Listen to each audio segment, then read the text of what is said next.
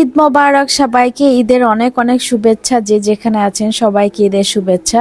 তো সকালবেলা ঘুম থেকে উঠে মেহেদিটা দেখলাম কালার হচ্ছে, রাতে মেহেদি দিয়ে শুয়েছিলাম।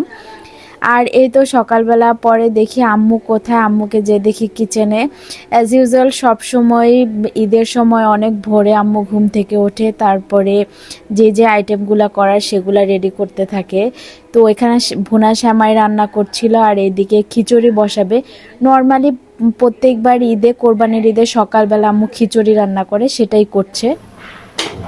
এই তো এখানে খিচুড়িটা রান্না করা হচ্ছে, এটাও অলমোস্ট হয়ে গিয়েছে। সকালে নর্মালি আমাদের বাসায় সকালবেলা খিচুড়ি দিয়েই শুরু করা হয়, তো খিচুড়িটা আমরা সবাই পছন্দ করি, এই জন্য এখানে খিচুড়ি করা হয়েছে। আর এখনও তো গরুর মাংসটা হয়নি, কাটতে সময় লাগবে, তো এই জন্য খিচুড়ি দিয়ে খাওয়ার জন্য এখানে চিকেনটা ভুনা করা হচ্ছে। চিকেন দিয়ে খিচুড়ি খাওয়া হবে সকালে। এখন প্রায় 12:30 বাজে। এদিকে আমাদের মাংস কাটাও হয়ে গিয়েছে, রান্নার জন্য কিছু পরিমাণ মাংস পাঠিয়ে দিয়েছে উপরে। এখন এটা রান্না করা হবে। তো ঈদের সময় একটু বেশি অ্যামাউন্টে রান্না করা হয়। এখানে হাড় আর মাংস সহ বড় পিসের মাংস নিয়ে নেওয়া হয়েছে। তো এগুলো আম্মু রান্নার জন্য ধুয়ে নিচ্ছে। তো এই তো এগুলা এখন রান্না বসিয়ে দেওয়া হবে। হাড়গুলা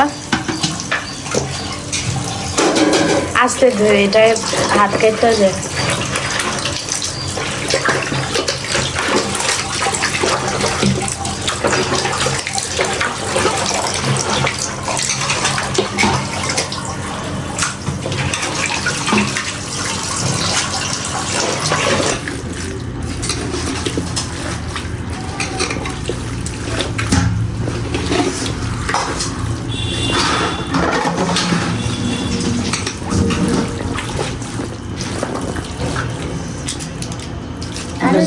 না পিস কাটা দিয়ে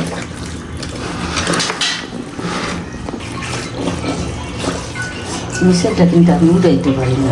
ওইটা সমস্যা নেই, আস্তে আস্তে পরে হইলে মামায় আমি আছি রে। এটা তাই তো মাংসটা বসিয়ে দিয়েছি। তো নর্মালি হচ্ছে কোরবানির সময় বেশি পরিমাণে রান্না করা হয়, আর এই রান্নাটার মতো টেস্ট কিন্তু পরে যতবারই রান্না করা হয় সেটা হয় না। তো এই তো এখানে একসাথে 10 কেজি না 15 কেজি বেবি হবে, 15 কেজি বসিয়েছি। তো এখানে হাড় আর বড় মাংসের পিস একসাথে করে দেওয়া। তো এটা এখন এখানে হবে। আরেকটা করা হয় আমাদের বাসায়, সেটা হচ্ছে ভুনা মাংস। ওইটা এখনো কলিজার ওইটা করা হয়নি, কলিজা দিয়ে ভুনা করা হয়। তো ওইটা এখনো আসেনি, এই বড় মাংসটা হয়েছে তাই এটা দেওয়া হয়েছে। তো নর্মালি বাসায় সব সময় মানে এটা আব্বুই বসে, আব্বু যখন থাকে সে রান্নাটা বসায়, তার হাতের মাংসটা অনেক মজা হয়। তো এবার আম্মু বসিয়েছে, যাক দেখা যাক কেমন হয়। এই তো মাংস রান্না হয়ে গিয়েছে, এখন বাজে বেবি 4:30। তো যেহেতু কোরবানির এখানে অনেক কাজ ছিল, এগুলা শেষ করে এখন আম্মু সকালে যে খিচুড়ি রান্না করেছিল ওইটার সাথে মাংস নিয়ে বসে পড়েছি। দেখেন কতগুলো হাড় নিয়েছি। তো আজকে তো সবার অনেক ধকল খেয়েছে, যেহেতু ঈদের দিন সবারই অনেক কাজের প্রেশার ছিল। দেন ঈদে নর্মালি যেরকম মাংস রান্না করা হয় সেটা তো হয়েছে। এখন আমরা কিছু মাংস রেখে দিয়েছিলাম স্টেক খাওয়ার জন্য। তো এখন স্ন্যাক্স কিছু খাবো, এই জন্য সন্ধ্যার পরে জেনেও বললো যে স্টেক খাবো। আর এটা স্টেকের মাংসটা না একটু বেশি দিন ফ্রিজে রেখে দেওয়ার পরে তখন আর ওইভাবে সফট হয় না। এখন ভাবলাম যে করি, তো এই জন্য ফ্রিজ থেকে নামিয়ে নিয়েছি। এখন চলেন আপনাদের সাথে স্টেকটা বানাই। এখানে হচ্ছে ম্যাশ পটেটো করব, এই জন্য আলু সিদ্ধ করে নেওয়া হচ্ছে। আর এই যে স্টেকের মাংসগুলা স্টেক করার জন্য আমি এখানে রিব স্টেক করব। এটার জন্য এই যে হাড় সহ যে রিবগুলো সেটা নিয়ে নেওয়া হয়েছে। তো আমরা যেহেতু 3 জন খাবো এই জন্য 3 পিস রিব নিয়েছি। আর এখানে সলিড 1 পিস এই যে স্টেকের জন্য এটা নিয়ে নিয়েছি।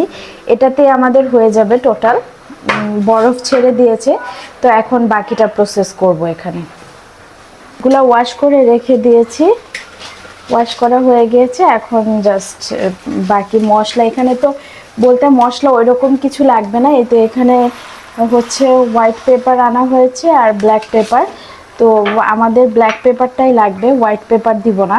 ব্ল্যাক পেপার দিব আর হচ্ছে সল্ট লাগবে, এই দুইটা হলেই তো রেডি হয়ে যাবে। এই তো আলুটাও সিদ্ধ হয়ে গিয়েছে, তা আমরা পানিটা শুকিয়ে ফেলবো। পানিটা শুকিয়ে ফেলার পরে এটা ম্যাশ করে নেব। এখন আমরা এটা টিস্যু দিয়ে সুন্দর করে মুছে নিচ্ছি যাতে কোনো পানিটা না থাকে। তারপরে হচ্ছে ব্ল্যাক পেপার আর সল্ট দিয়ে দিব। একদম পানিটা শুকিয়ে নিতে হবে।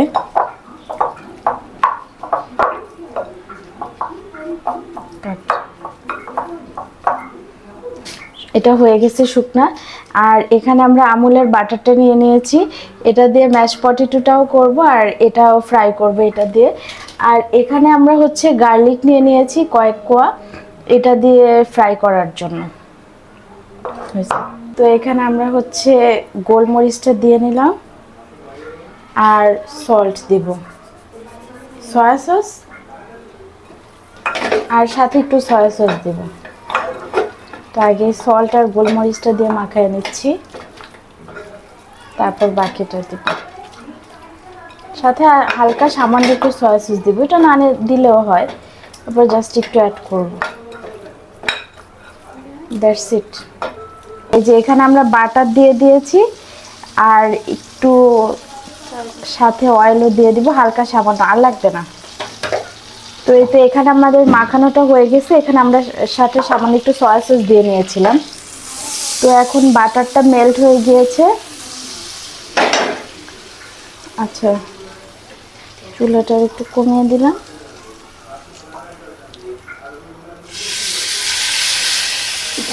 তো 4-5 মিনিট হবে এক সাইড, পরে আরেক সাইড হবে। এটা জাস্ট আমরা ঢেকে দিচ্ছি। দুটাও ম্যাশ করা হচ্ছে, দেন আমরা ম্যাশ পটেটো রেডি করে ফেলবো। এতে এখানে আমরা ম্যাশ পটেটোটা করব, এই জন্য বাটার দিয়ে নিলাম। বাটারটা একটু মেল্ট হলে এখানে আলুটাকে চটকে রেখেছিলাম, তো এটাও দিয়ে দিব। সাথে এখানে গোলমরিচটাও অ্যাড করে রেখেছি, এখন এটা দিয়ে দাও।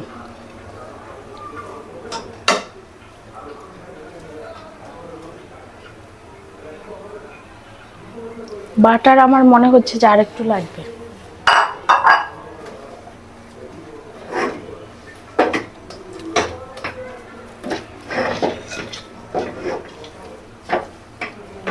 গোলমরিচ দিয়ে দিচ্ছি, সল্ট, এই যে সল্ট। আর লাগবে? আগে তো দেশ নাই। আচ্ছা, এটুক দিলাম, তারপর লাগলে আবার দিব। যার শরীরে শক্তিই নাই, পাতিল দিয়ে নাড়তে পারে না, সব ভাইঙ্গা চুড়ে ফেলতেছে। একটু জালটা আর একটু বাড়ায় দে। এবার এখানে আমরা দুধটা দিয়ে দিতেছি, দিয়ে মিক্সড কর, লাগলে পরে আবার দিব, আগে বেশি দিব না। হ্যাঁ, এটা ফুল ক্রিমি ছিল। এভাবে গরুর দুধই ছিল, তারপর আবার সাথে পাউডার মিল্ক আমরা অ্যাড করেছি, একটু যাতে ফুল ক্রিমটা হয় ঘন। এখানে আমরা আরো বাটার অ্যাড করতেছি, কারণ এটা বাটারি না হলে, ক্রিমি না হলে খেতে টেস্ট লাগে না। আর হচ্ছে মিল্কটাও আমরা বাকিটা দিয়ে দিচ্ছি পুরাটা, এটা আস্তে আস্তে হোক। বাটারি না হলে ম্যাশ পটেটোটা সেটা খেতে টেস্টটা ভাল লাগে না। মেইনলি হচ্ছে ক্রিম থাকবে আর হচ্ছে বাটার থাকবে, যতটা সিল্কি হবে তত খেতে ভালো লাগবে। আর এ সাইডে হচ্ছে আমাদের ইয়েটা হয়ে গেছে, আমরা এটা রেখে দিয়েছি। স্টেকটা রেডি হয়ে গেছে, এখন শুধু আমরা ম্যাশ পটেটোটার জন্য ওয়েট করতেছি। না, এটা আরেকটু ঘন হবে। না না, আরেকটু ঘন করতে হবে। আর আমাদের ইয়েটা আলুটাও পুরোপুরি ম্যাশ হয় নাই। এই তো আমাদের ম্যাশ পটেটোটা হয়ে গেছে, এটা এখন উঠিয়ে নিচ্ছি।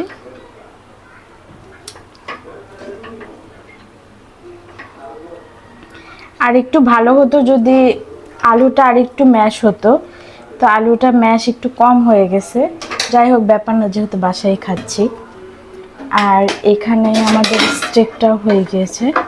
আমরা এটা মিডিয়াম রেয়ার রেখেছি, এখন দেখি কতটা কি হয়েছে বলতে পারি না, বাট ট্রাই করেছি যে মিডিয়াম রেয়ার রাখার জন্য।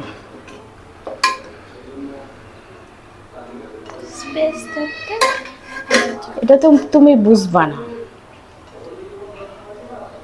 গার্লিকটা তোমার নামে আচ্ছা, ও গার্লিকগুলোও খাইতে চাচ্ছে, ঠিক আছে আমি দিয়ে দিচ্ছি, সমস্যা নেই।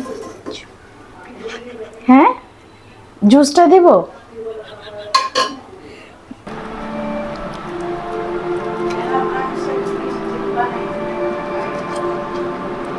আচ্ছা, এটা এবার টেস্ট করে দেখি। এই যে দেখতে তো অনেক সুন্দর হয়েছে, আমি মিডিয়াম রেয়ার রাখতে চেয়েছি, মিডিয়াম রেয়ারই হয়েছে, তো দেখা যাক কেমন হয়।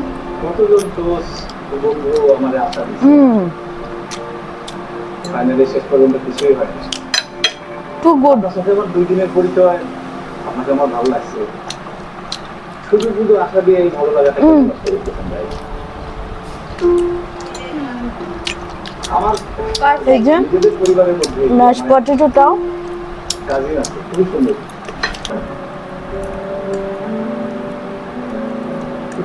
এবার আম্মুকে টেস্ট করাবো, দেখি কেমন হয়েছে। খায়া বলো কেমন হয়েছে। মজা মজা, সফট হয়েছে।